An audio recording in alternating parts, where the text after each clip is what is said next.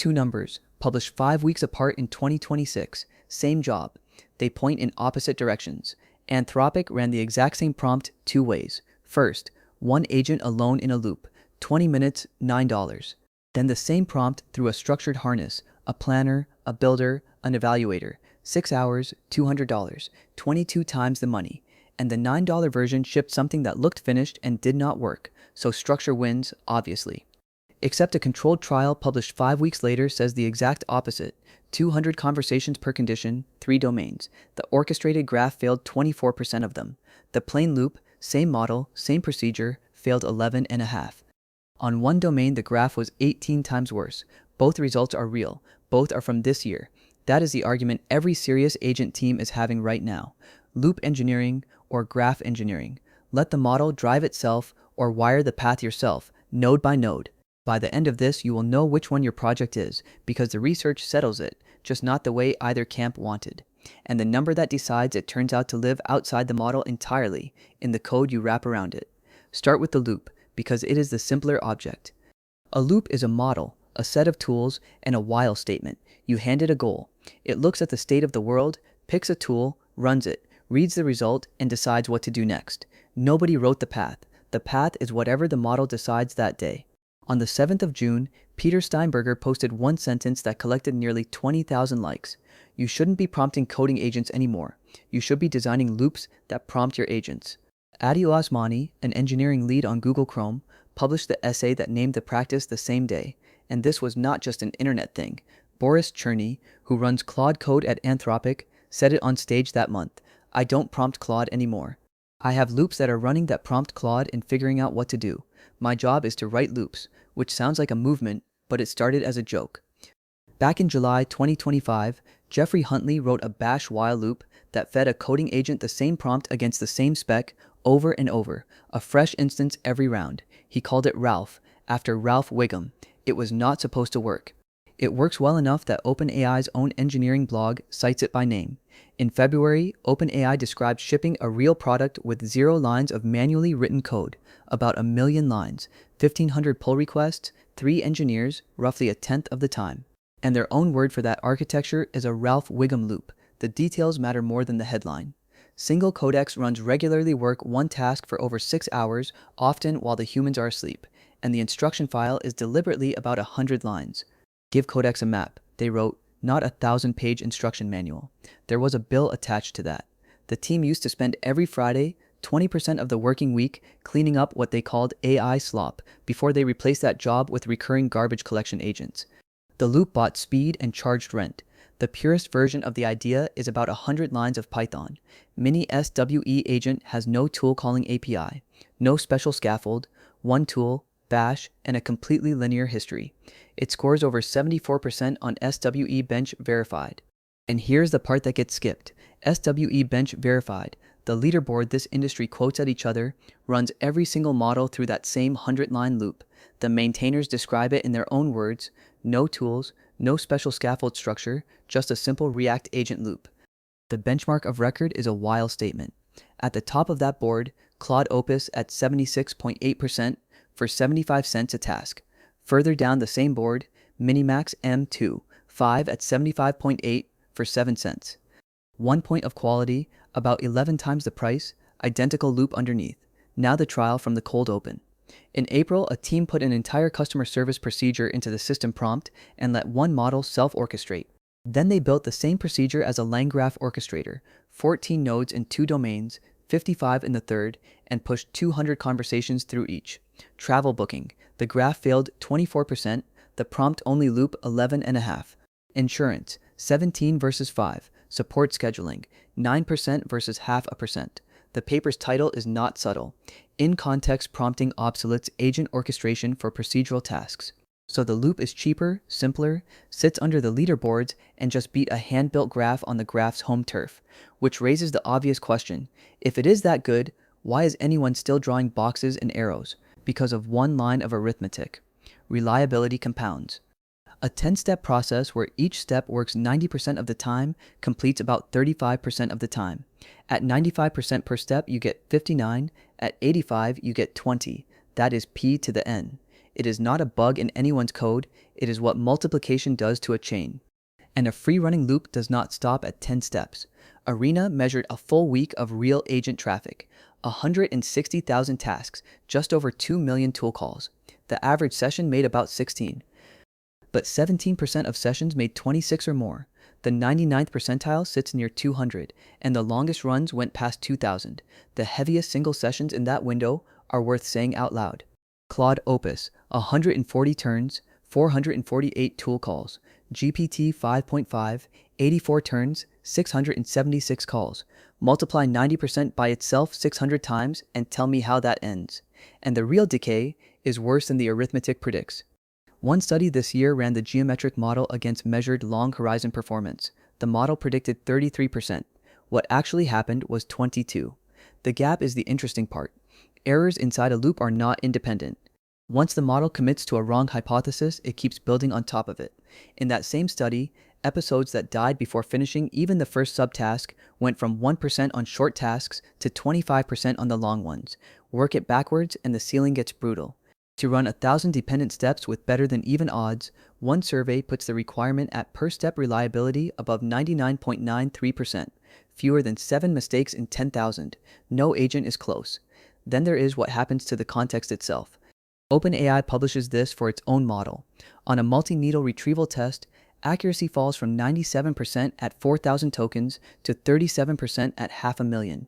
Graph traversal falls from 93 to 21, and loops get there.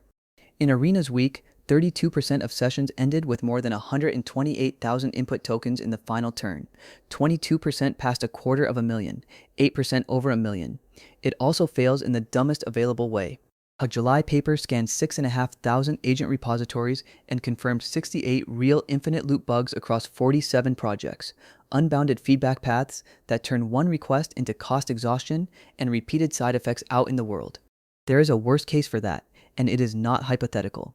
One enterprise ran up $500 million of model spend in 30 days after failing to set any cap at all, and the code that comes out degrades as it goes. Slop Codebench ran 15 coding agents across 36 multi-stage problems. Not one agent solved a single problem end-to-end. The best passed 14.8% of checkpoints, structure eroded in 77% of trajectories, and against 473 real repositories the agent code came out twice as verbose. So you add structure.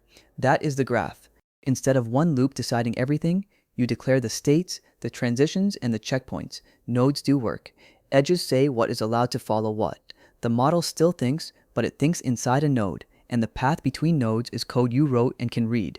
That is the direct answer to compounding error. Every checkpoint is a place a run can be inspected, retried, or resumed instead of drifting. You are not making the model more reliable. You are shortening how far one mistake gets to travel, and it holds up in production. The paper that states the 35% math also reports its own deployment. 8,728 workflow runs across 3 clinical sites over a year, 97% completion, with the failures landing on external integrations rather than on the graph. Determinism is also just cheaper. A March paper replaced the reasoning-based router with a cost-weighted tool graph and Dijkstra's algorithm, same correctness as a React loop, with 93% fewer control plane model calls, 9 instead of 123. Compiling the procedure helps too. Covenant turns a natural language workflow into an explicit control flow graph. Success on its benchmark went from 50% to 83%, and workflow misalignment failures dropped from 42.5% to under 16%. GraphBit runs the whole graph in a Rust engine and reports 67.6% on Gaia with 0 framework-induced hallucinations and about 12 milliseconds of overhead. When the framework cannot hallucinate a route, it does not. The most used graph runtime is LangGraph. Over 65 million downloads a month, 3 years old, shipping a release roughly every 2 weeks. The one before last added durable error handler resum across a host crash, which tells you exactly who is buying. Because underneath a lot of production graphs sits durable execution. Temporal raised $300 million at a $5 billion valuation in February on the back of 9.1 trillion lifetime action executions. 1.86 trillion of those came from AI native companies. Revenue up more than 380% year over year. Installs up 500%, past 20 million a month. Whatever the internet thinks of graphs, the market for replayable, crash-proof execution is accelerating. So structure has receipts, revenue, and the arithmetic on its side, which makes the next fact genuinely hard to explain. The company that sells the graph took the graph out of its own flagship product. In July, in a post celebrating 3 years of LangGraph, Harrison Chase and Sidney Runkle wrote this about their own deep research agent. We built early deep research on predefined LangGraph workflows, then moved to a more agentic core loop. They were not alone. GPT-Researcher, 28,000 stars, pulled out its LangGraph multi-agent pipeline and rebuilt it on a harness. Their README says the same pipeline can be achieved with far less code because planning, delegation, and context management are emergent from the agent harness rather than a hard-coded graph. Their migration table is the whole story in miniature.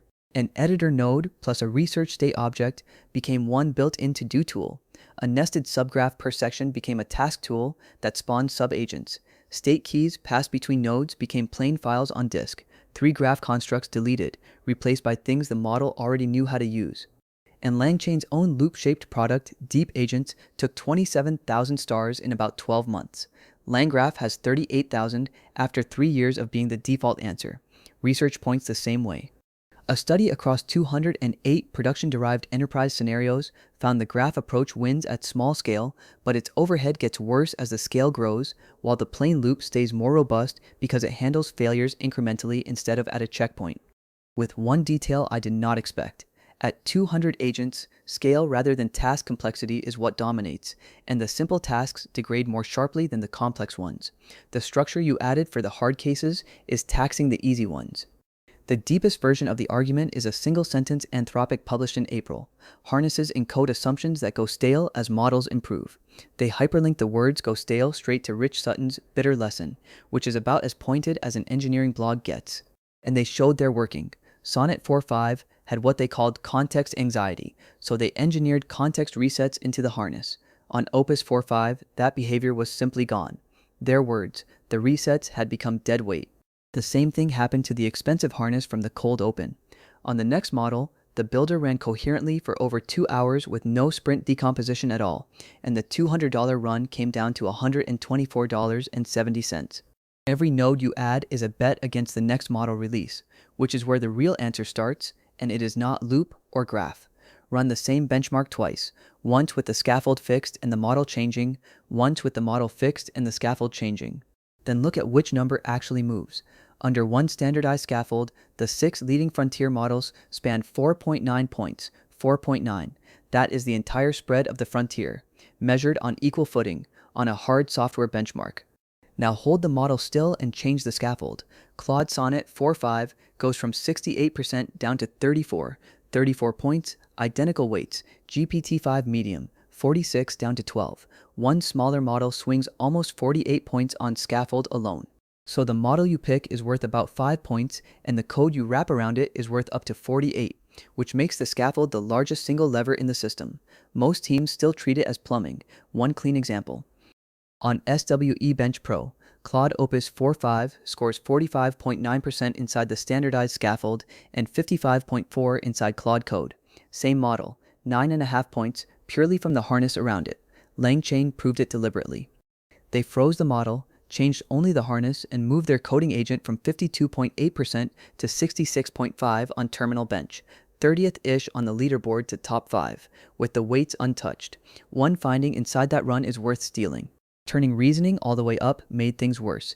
Everything at extra high scored 53.9% because the agents timed out. At plain high, 63.6%. More thinking, fewer finished tasks. Stanford went further and had an agent rewrite the harness code itself. Their system beat Claude Code 76.4% to 58% on Terminal Bench 2, an 18-point gap, same model, produced entirely by the code around it. The mechanism is almost silly. It feeds its optimizer up to 10 million tokens of raw execution logs per step. Every prior method they surveyed, self-refine, OPRO, TextGrad, GEPO, capped out around 26,000. It wins by reading everything that happened, so what happened to the argument? In 6 weeks, this industry renamed its own job twice, and then the graph vendor dissolved the whole framing. In that anniversary post, LangChain wrote 2 sentences that end the debate. Agent graphs are usually not DAGs because production agents need cycles, and then, loops are simple graphs. Loop engineering is not an alternative to graphs, so much as a simple version of them. David Cursed, who built XState, had already put it in 8 words. A loop is just a directed cyclic graph, which means the question was never loop versus graph. It is how much of the path you are willing to write down, and every answer sits on one line, from a while statement at one end to 55 declared nodes at the other. Anthropic gave the clearest rule for where to sit on that line, in the same post as the $200 bill. The structure is worth its cost when the task sits beyond what the current model does reliably on its own, not before that, and not forever. So, the practical version. If your task fits inside one context window and you can cheaply check the answer, run a loop and spend what you saved on checking it. If it runs for hours, touches money or medicine, or has to survive a machine dying halfway through, declare the states.